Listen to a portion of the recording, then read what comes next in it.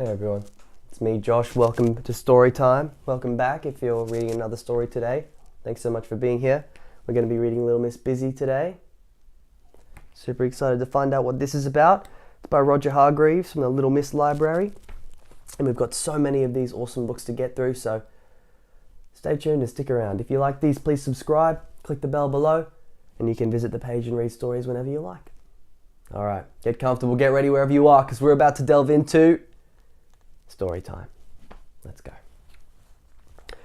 Little Miss Busy loved nothing more than to be hard at work, keeping herself busy as a bee.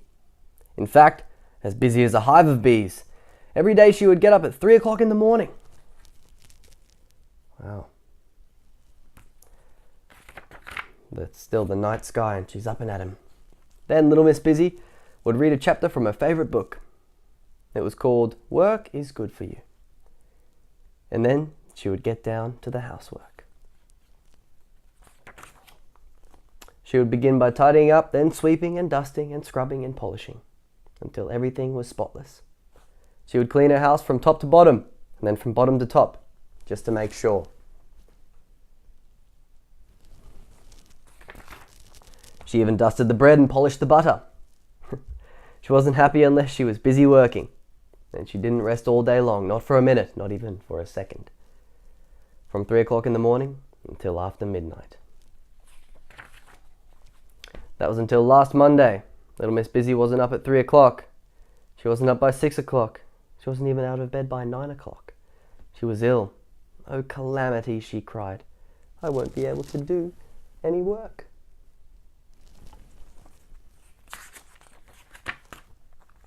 She telephoned Dr. Makewell. 5 minutes later, he was at her bedside. He asked her to put out her tongue. He examined her throat, and he looked at her hands and feet. What you need is rest. A lot of rest, he said, with a broad smile. A lot of rest? Repeated Little Miss Busy to herself. Oh, calamity. There was a loud thump, which was the sound of Little Miss Busy falling over backwards onto the bed. Luckily for her. Uh-oh. She's a little bit worn out. On Tuesday, Mr. Strong called to see Little Miss Busy. He brought her 72 eggs. Go on, count them. If you want, I'm gonna hold it up if you can see the whole page there. And you can pause it if you like. And count them all. Some of you might have counted them all. Some maybe not. There are a lot to count. You might want to find out what else is happening. But if you counted them, were there 72? Cool. It's awesome. Let's find out what else is going to happen in this story. Little Miss Busy. There is nothing like eggs for giving you strength, said Mr. Strong. By the 72nd egg, Little Miss Busy was feeling much better. That was until Mr. Strong said, now you must rest to get your strength up. There was a loud thump, which was the sound of Little Miss Busy falling over backwards onto the bed. Luckily for her. On Wednesday, Mr. Greedy came to visit. He brought an enormous bowl of food. I always find that eating a big meal makes me feel better, said Mr. Greedy. Of course, right? It's Mr. Greedy. Little Miss Busy ate the lot.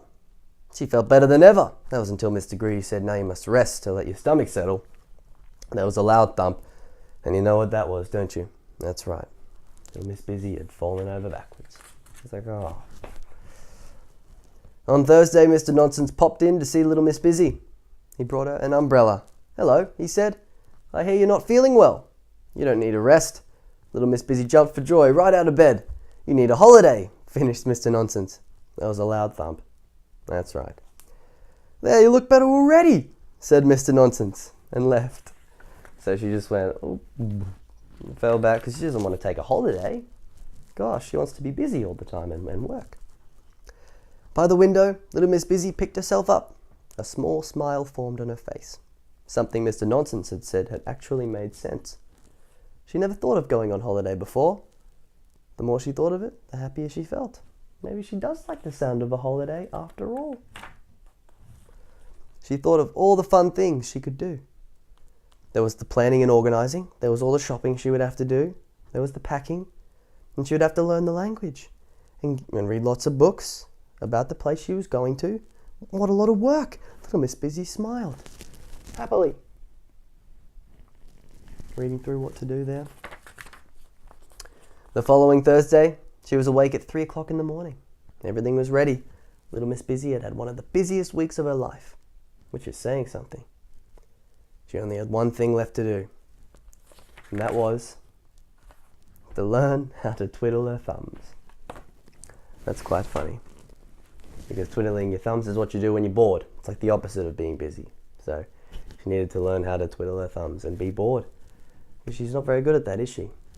Being busy bee all the time. Bzzz. All right, I'm going to go now. Thanks so much for being here. I'm going to be back with another story from the Little Miss Library very soon. If you like this channel, please subscribe, click the bell below. Bye for now, but not forever. I was about to say, I'm Storytime and this is Josh. So that's a little bit jumbled. I'm Josh and this is Storytime. Bye.